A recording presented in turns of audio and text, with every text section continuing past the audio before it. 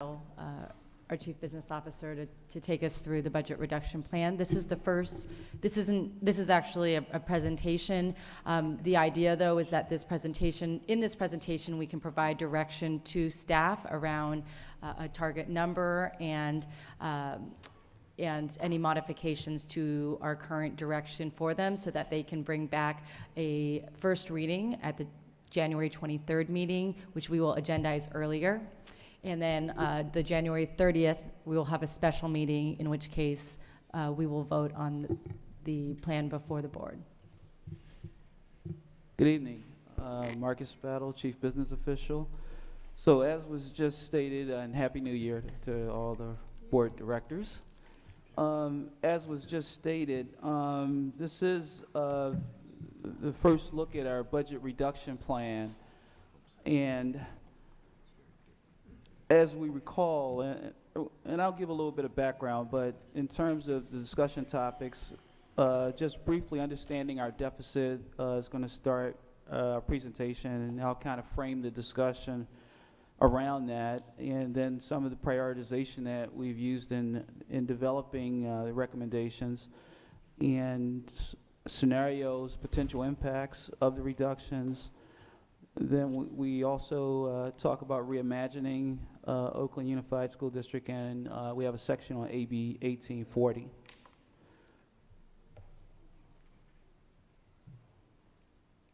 So in understanding our budget deficit, as the board recalls, when the budget was presented to the board in June, there was a projected deficit of $30 million. And based on that deficit, the board passed a resolution providing for $30 million in reductions beginning in fiscal year 1920, which would be enough to provide for a 3% reserve by 2020-21. So what has happened since then? So let's kind of look at the chart here, expenses outgrowing revenues. So that has not changed. Our expenses are outgrowing our revenues. But what this does show is that there has been some improvement in the budget. The adopted budget, if you look in the adopted budget where it says budget update, that is what the board adopted in June, with the $30 million in reductions beginning in 1920. The first interim, without any considerations of investments, which is in the middle box, that is what our first interim would be without any adjustments for reductions or investments. So we just kind of wanted to show the transition. What we actually provided to the board and what you actually approved and submitted to the county was where it says approved first interim. And this is where we just made some assumptions about investments. Within that first interim, there was $15 million in projected reductions for 1920, increasing to $28 million in 2021. But once again, that scenario assumed considerable investments that the board had expressed interest in putting in the budget. And as we all know in working in schools and working with schools, that some of the increased expenses are driven by higher pension costs, some of our special education cost growth, and some of the other items that are weighing on our district budget that we've discussed over the past few months. So the board established a special committee. It was the Fiscal Vitality Committee, and as a result of the work of that committee, there was a resolution which the board passed. And based on that resolution, in terms of framing the discussion today, much of what was in that resolution we have utilized to develop the work that you'll see in this document and the recommendations. That resolution that was approved by the board provided for $30 million in ongoing reductions starting in 1920. It was very specific. It asked to establish a 3% reserve for 1920 and continue to increase every year. Implement Board of Education Budget Policy 3150. Consider redesign of the district. Consider employee compensation, and commit to shared decision making and multi-stakeholder teams. So what we are presenting today is based off of the directives from the board, and we will see that demonstrated as I go through the presentation. So in terms of our budget prioritization, what informs our budget prioritization? And the superintendent and I will be sharing parts of the presentation. So this section, she will present this particular section. Oh.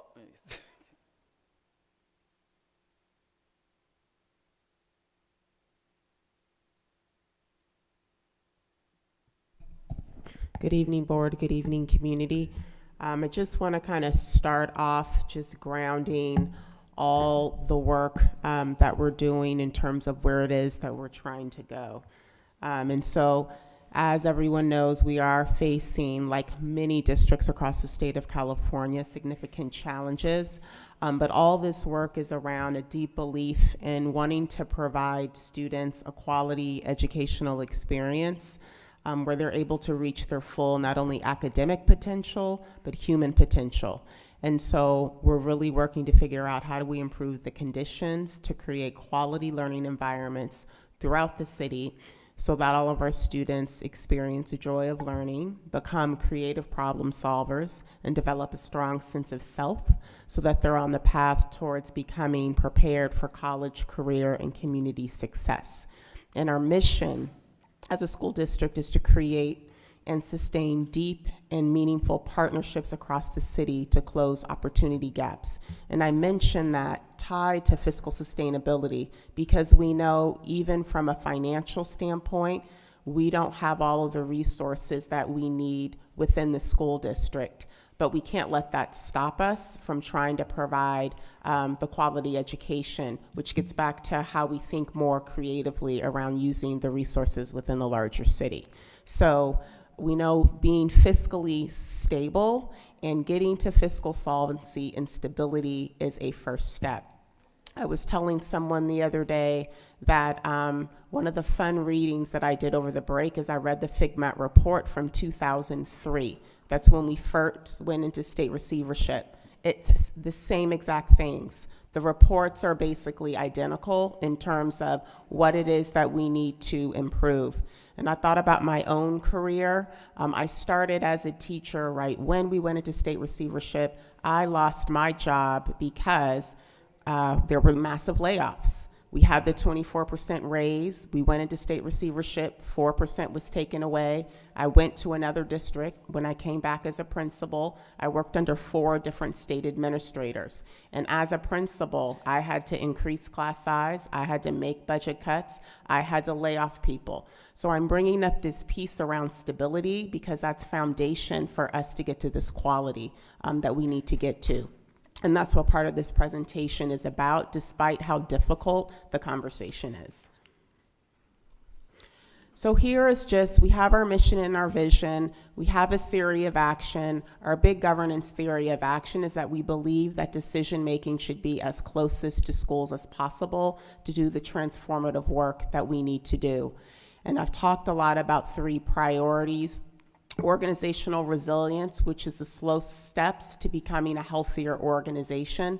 Stability is a part of that, but also many of what you see here are policies that we've passed as a board over the years, and also driven by what's come up from a lot of our surveys in terms of what are some priorities in these different areas that we need to focus on. So teacher retention and recruitment has come up as a huge area of focus, and particularly thinking about how we work towards having a more diverse teaching workforce. We've talked a lot about the importance of leadership development.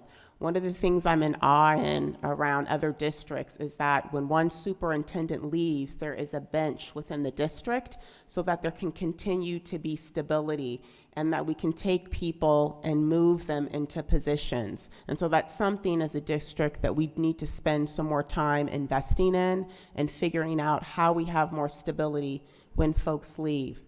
Although equity is in everything, we need to be thinking about it more specifically in terms of recruitment. We need to be thinking about it more in terms of the mindsets of everybody who works centrally and in school sites. So that's kind of the first bucket. Quality community schools, and I'm spending time going through this because these are all of the things that have to guide where we end up deciding where we're making cuts and where we're not, because all of this is a trade-off conversation. So when we're talking about quality community schools in every neighborhood, the right sizing work is a piece of that, and our board policies 6006 and 6005 relate to that.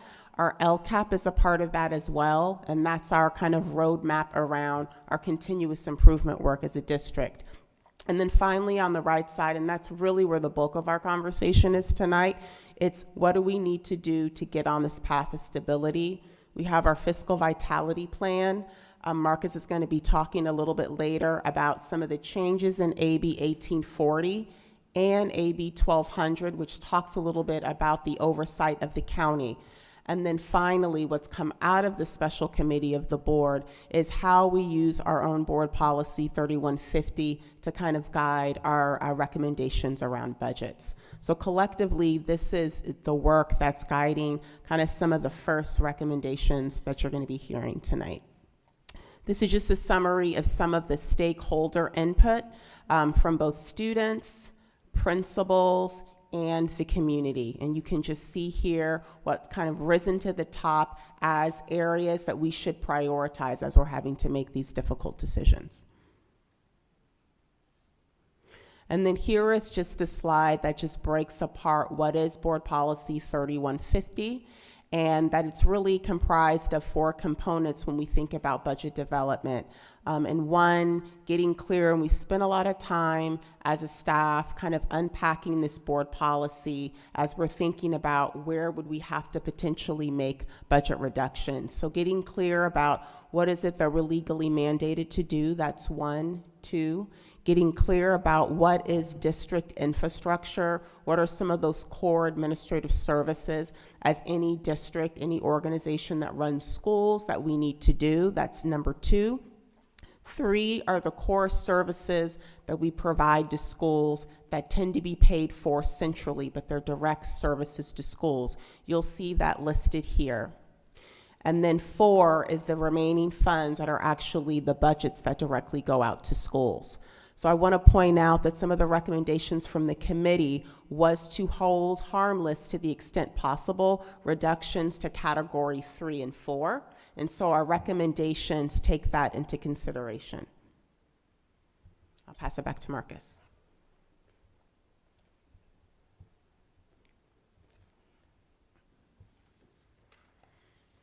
Okay.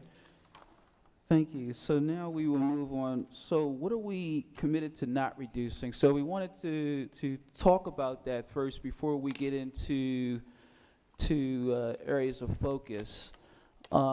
Based on our understanding of the board's resolution and priorities that were just outlined, this is our interpretation of that.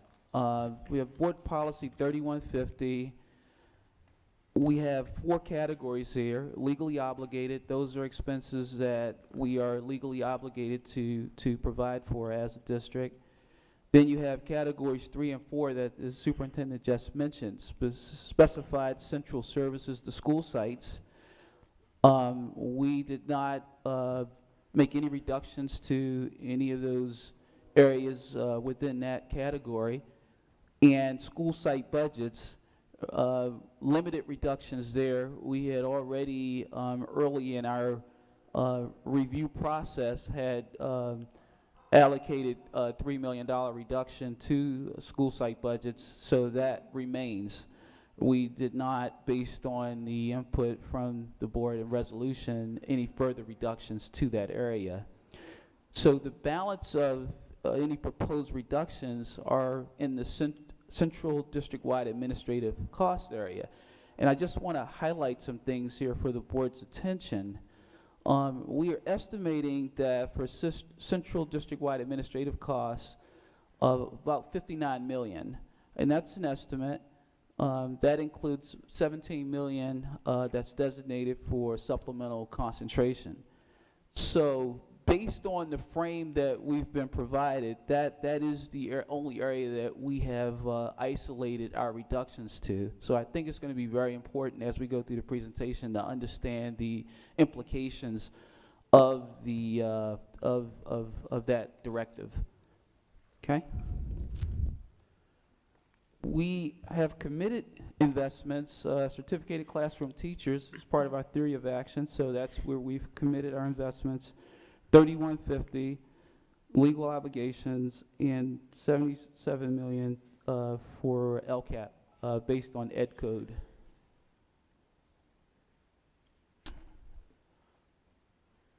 So breaking down 3150 specified central services to school sites, these are just some of the detail of areas that were not reduced. And you can see that these all support school sites, direct support. You have nursing, counselors, you have custodial, special ed. So these are areas that we basically held harmless. When we go into district-wide unrestricted central administrative costs, you can see that about 29.5 million is general administrative cost, business operations. Then you have educational services of 12.6 million, which is general purpose, and then about 17.4 million, which is LCAP supplemental concentration that is basically for central support positions. So that kind of gives you a breakdown and understanding of some of the categories there and how those dollars are distributed within the central administration. So now I'm going to segue into recommended reduction scenarios and potential impacts.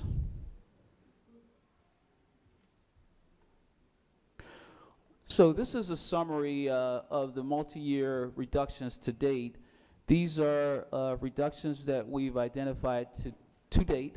And I should say, when I say to date, that's based on the work and working with the Fiscal Vitality Committee. The proposals that you will see today will vary. This is our baseline.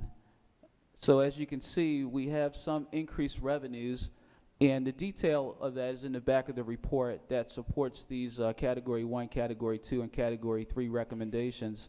But the highlight here is that for the increased revenues and for cost savings, we will have to provide the county detail on how we would arrive at those savings or revenue increases, and that is information that I'm currently developing with district staff to be able to support those revenue increases and cost savings.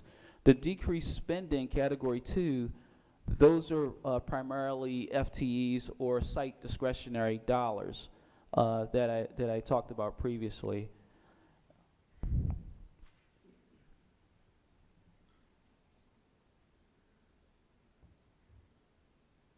So currently, proposed staff and site discretionary reductions would be, and as I said, this is what we had captured prior to the board's resolution. So we had identified about 7 million in central office department savings and 3 million in reductions to school sites, about $10 million. And based on the 3 million that we would be reducing from school sites, this is what the per pupil reduction would be for each one of those grade spans. And this is similar to the methodology that was used last year for mid-year reductions.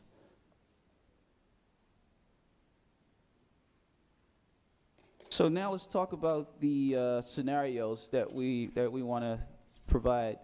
So one of the considerations that we've been asked to consider is new investments. So providing for reduction scenarios that would take into account new investments. And the way our reduction scenarios are presented, they're not tied to a particular investment. There are different levels of investment based on the board's priorities, and the board would express those priorities to administration. But we have built into our assumptions levels of investments. And these are just some of the investments that we have been presented with that the board may consider as part of budgetary decisions. And those are outlined there, and you can see it includes 8-period day, of course, teacher salary to the median, some asset management costs for various items that we want to do around facilities, and custodial service increases in restoring some of those services to custodial. So those were some of the investments that we were asked to consider. So when we look at the reduction scenario, so scenario A, I'm calling it current reality, but it's probably a misnomer. Scenario A, currently level of new investment says moderate. So just to kind of briefly explain what this is, this would be if we take our first interim, and the only thing we were really to consider would be what our last and final offer that we made in terms of negotiations, because that is something that we would have to honor at this point, whatever our last position was. So scenario A basically provides for that, and 3% reserve in 1920 and in 2021. The second scenario B is just an increased level of investment, which the board could determine if they want to increase investments in any particular areas. And then scenario C would be the maximum, $30 million in reductions. And we call that aggressive because that requires, of course, a higher level of reductions, maximum level of reductions. So on this slide, as I said, we've already identified the $3 million for school sites and $7 million for central. And what we wanted to provide was the impact to central office based on FTEs. And this does consider an average salary benefits of about $120,000. So that's how we get to the FTE amount. So you see the percentages there for percentage for each unit there, superintendent, academic support, and operations support. So under scenario A, that would require increased FTE reductions among central staff. And you can see that, and I'll use the example of operations support, going from 23.3 FTEs on average to 47.6. And I think the important thing to note there as you're looking at this, the total operations division, this is the business division, has about 114 employees. So at 47.6, that would basically be almost half the unit. So if that gives you some perspective in terms of, and you can see under scenario C, that would, if this were to be the recommendation in the operations area, that would almost wipe out your entire operations department of 83.3. So I just wanted to put that in perspective, and you can see the impacts for the other departments also. And this, once again, is because we're isolating the reductions to central office. So the impacts are pretty dramatic as the amount of reductions increase, because we're not able to spread those reductions based on our current directives. So what are the trade-offs based on the proposed new investment scenarios? So let's kind of talk about the trade-offs. So as we know, the 3150 does provide for targeted services and core services that would be severely impacted. Some of the trade-offs are going to be, as I just outlined, in personnel, financial oversight, technology. In regard to our mission, vision, aligned services, academic supports would be severely impacted from student data analysis, curriculum support. A lot of these services would be eliminated. Wraparound services, network supports would be eliminated. And once again, because we are isolating the reductions, the further mandated responsibilities, financial reporting, staff assignment, curriculum and textbooks, these are all things that also would be potentially impacted based on the current scenarios. So now I'll segue into Assembly Bill 1840. So basically, just for folks who have not heard about 1840, the idea behind 1840 is to help the district achieve fiscal stability. This was passed to provide 3 years of relief in funding to the district. It is intended to assist the district in addressing its ongoing deficit and to provide time and space required for implementing strong, consistent fiscal controls. So this is some of the framework. The process outlined in 1840 includes oversight partnership with the Alameda County Office of Ed, FCMAT, California Department of Education, State Board of Education, Department of Finance. So a lot of folks involved in this. So that's just sort of a framework for 1840. Some of the questions, considerations, the funding under 1840 is designed to be one time, so it doesn't mean that we don't make reductions. It just means that it gives us a we're able to be more methodical about our reductions, but we still would have to make the reductions because the funding from 1840 are one-time funds. It's almost like bridge funds. It is the state's intent under 1840 that our budget would be balanced once the funding expires. The expectation is that our budget would be balanced at that point. I think the one thing to think about is funding under 1840 guaranteed. We are finding that it's not guaranteed. We've had numerous discussions with the county, FCMAT, and it is subject to intensive review. They're going to do intensive review of our budget, of what we produce, and the funds are not guaranteed. And just because we show, for example, a $20 million deficit does not mean that they're going to give us 75% of $20 million. That number is to be determined by FCMAT and CDE. So it could be, we've told it could be 0 up to 75%. There is some new information. If some of you have had a chance to read the legislative analyst report that came out last month, they are recommending that the state legislature rescind the authorization of the special grant to Oakland and Inglewood provided under 1840 and provide a loan deferral instead. They think that is better policy to do a loan deferral as opposed to what's currently being provided. So that is something that we'll have to watch and see what happens there, but that is new information, and we have to see how that's received by the new administration.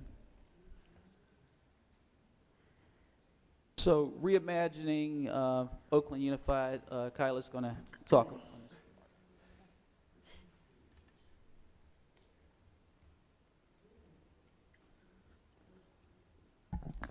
So these are more foreshadow slides, as this was conversations that came up quite frequently in the board special committee. which was how the redesign process of central office plays into this. So I'll just go over some of this quickly. And again, starting from the vision and what it is we're trying to do, which is improve quality. So from the central office perspective, it's really about how we infuse the principles of continuous improvement into our work, and thinking about any district over time, your priorities change given what it is that you're taking on.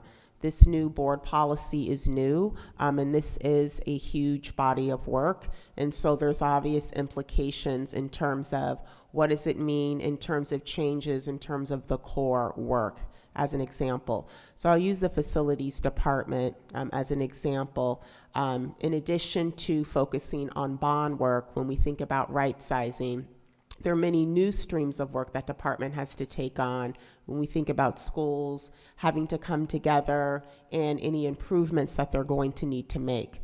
So we're in the beginning stages where, as a central office, after we get through this recommendation process in terms of any reductions we need to make in staffing, where we as a department, a collective departments, need to think about many of the recommendations that came from the committee, which had to do with how are we thinking about redundancies, how are we thinking about initiatives that maybe we need to stop doing that aren't getting us the strong return on investment, and then how are we thinking about reorganizing ourselves given our priorities around our fiscal solvency, around our right sizing having to do with quality schools, and thinking about our big push around teacher recruitment and around leadership development.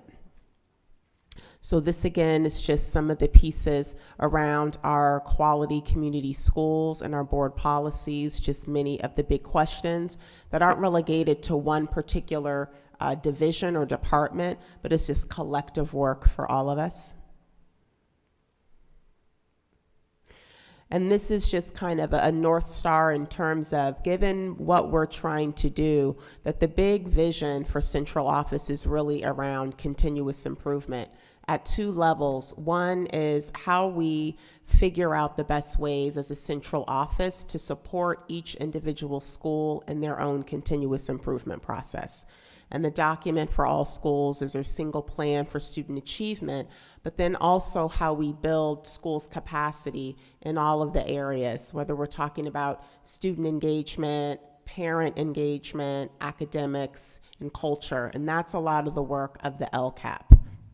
But also, as a central office, this is a push from our PAC survey, and also from communities as well, as how we're thinking about our own continuous improvement process to improve the quality of our services to schools. So this is a huge piece of what we need to take on, and really thinking about what it is that we just aren't going to be able to do anymore, since there's just going to be less staff. So a lot of what we're going to be doing, we're going to be starting some of our retreats. This is really going to be work from February all the way to the end of the year, is first getting clear on, well, what is our theory of action around how we want to be organized as a district? And there are many different ways that we can do it. There's some districts that are more centralized, more top-down, and then there are other districts, when we think about charters, that are all the way over to the right, where everything is completely decentralized. And so a lot of our beginning conversations as a central kind of team is really getting clear on which theory of action is going to be driving some of our design in terms of how we're going to reorganize. And where does it make sense where we need to be more centralized, and where does it make sense for us to be more decentralized? So this is just kind of a framework for some of the beginning discussions that we will be having.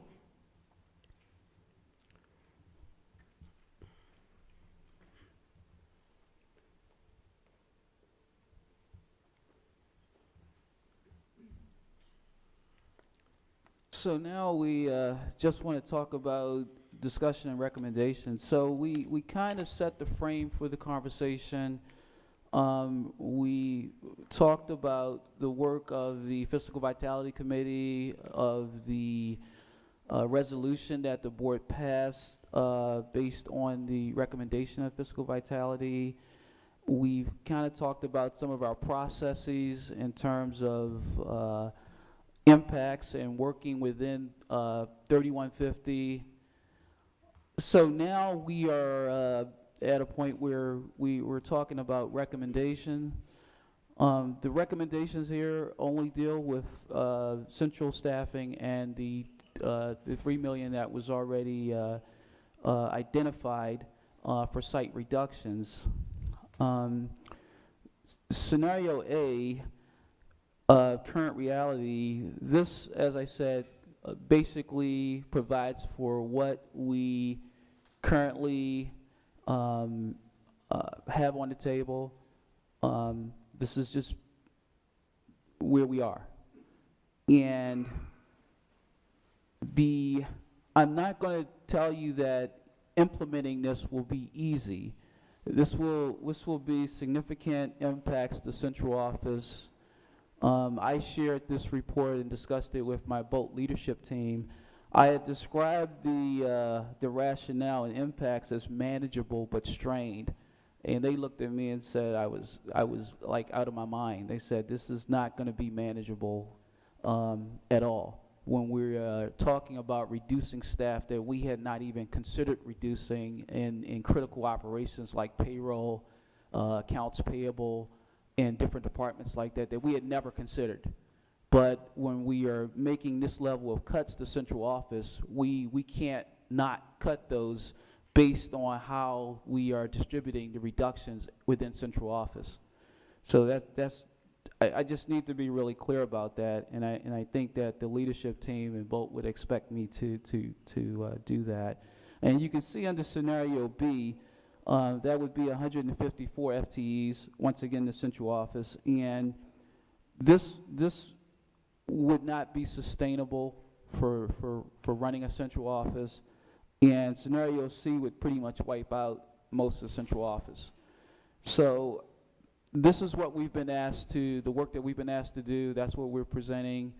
We are prepared to take whatever directive the board gives us tonight in regard to this.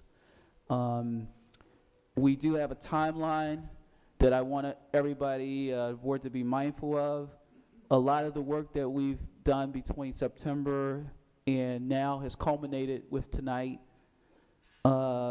With the first read of the budget reductions. We will come back on the 23rd. We're hoping that there is good information, improvement in the governor's budget, that we can trim back, we can pull back on some of the reductions based on new revenues. So if that's the case, we will present that on the 23rd. We are having a special meeting on the 30th where the board will finalize its actions and we can begin to prepare our information for the county, and the board can pass any resolutions or other actions it will need to take in order to affect the FTE reductions in February. So we are on a fast track here at this point, and we're really looking for clear direction from the board, and I will end it right there. Thank you so much. Do you want to take public comment first, or do you want to do board comments? Do you want to do board first? Okay. So as Mr. Battle said, I think tonight is important in terms of providing some direction and clarity to staff around a target and the direction we want to see. This isn't technically a first read, but this will help inform them around what to prepare for January 23rd, which will be the first read and update of the resolution. Of course, at that point, we'll have more information from the governor's budget. But I think what they're also speaking to is a tension within our fiscal vitality resolution and some of the resolutions we've passed. We have been talking about $30 million of reductions for next year. As we know and as we learned through the Fiscal Vitality Committee, the $30 million reduction number was based off of the number at the time of the beginning of the year, in June and in August, and it also did not include any new investments. So that's what that was what the first part of the presentation was talking to. And as staff has been implementing some of the direction, there seems to be some tension between if they are to be implementing 3150 in the way that they're interpreting, that it would be having significant impact on central office and their ability to do their work. And so we either need to revise our target number and so that there's not such an impact on central office, or we need to think about other flexibilities or ways that we want to amend the resolutions to be able to for them to look at other scenarios to reach the $30 million target, should the board decide that we want to continue to see scenarios where we are looking at the $30 million number. So just wanted to kind of frame it in that way, if that is clearer for staff. Does that not make sense to you? Okay.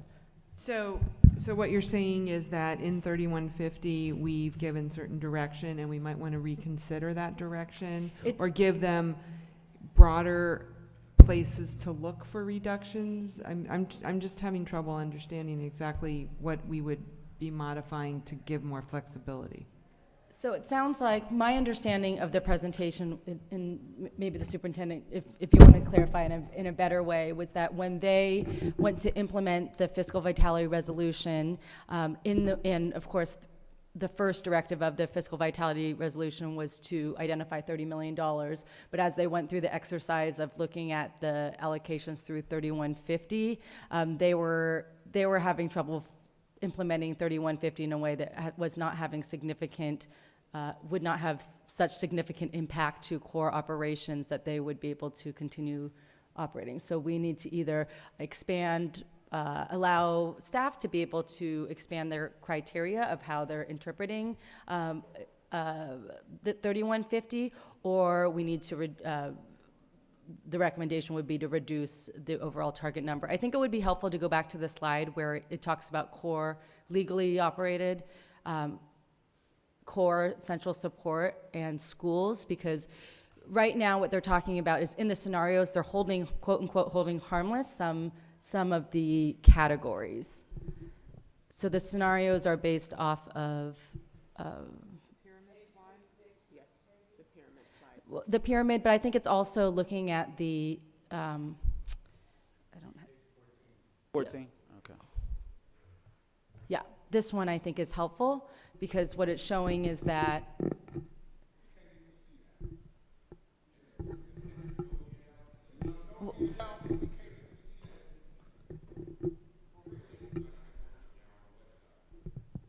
is there anything,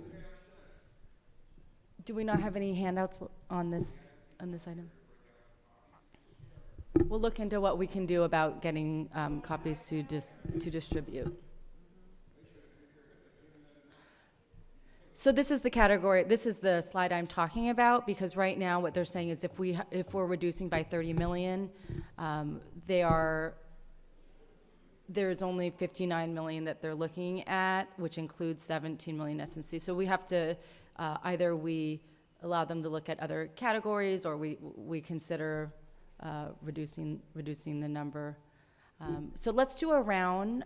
Why don't we do a round first, and maybe James or Director Harris, you can kick us off, and we'll do both questions, because I'm sure there's a lot of questions that have come up, and then also it would be helpful to provide some overall feedback, and then we can do another round. I do hope we can leave today with some direction, some consensus around direction to staff to be able to update the scenarios and presentations for the next go around. So Director Harris, maybe we can start with Director Harris and Director Gonzalez, since been part of the fiscal vitality and seen some of the scenarios. Why don't you kick us off? Sure. And I think this is a good slide. And so the first thing that I'm thinking, based on your conversation, I'm sorry, Mr. Hunt, you come up here, man. You just, come on, man. If I had copies, I would give them to you. So apologize. Okay. So follow along. So the one thing that you raised up, Mr. Battle, was that there is some uncertainty around 1840. And Yes. so for Yeah. now, it seems like you have kind of just put that to the side and are waiting for the state. And so what that leaves me thinking is that we are, at this moment at least, on our own in making the reductions that are required. Yes. And so the one thing, without choosing a scenario, if we just went with the staff recommendation, what would, I think, be an incredible exercise is just you being able to articulate to us and the team, how would it actually work? Down 119 folks, how could you even make that work? Is that even possible? And so to think about who goes where when you reduce by 119. So beyond the shock of staff saying we could never make that work, what would it actually look like? Where would we be short? What would get missed? And yeah, I think that that's obviously a little bit better than 208, but I don't see how central office can function after reducing itself by 40%. That just seems very impossible, which leads me to this list. And, you know, I think Director Gonzalez is on the phone. One thing she's probably going to say, and I agree with her, is that we've said, you know, as much as we can, hold schools harmless and hold these other categories harmless.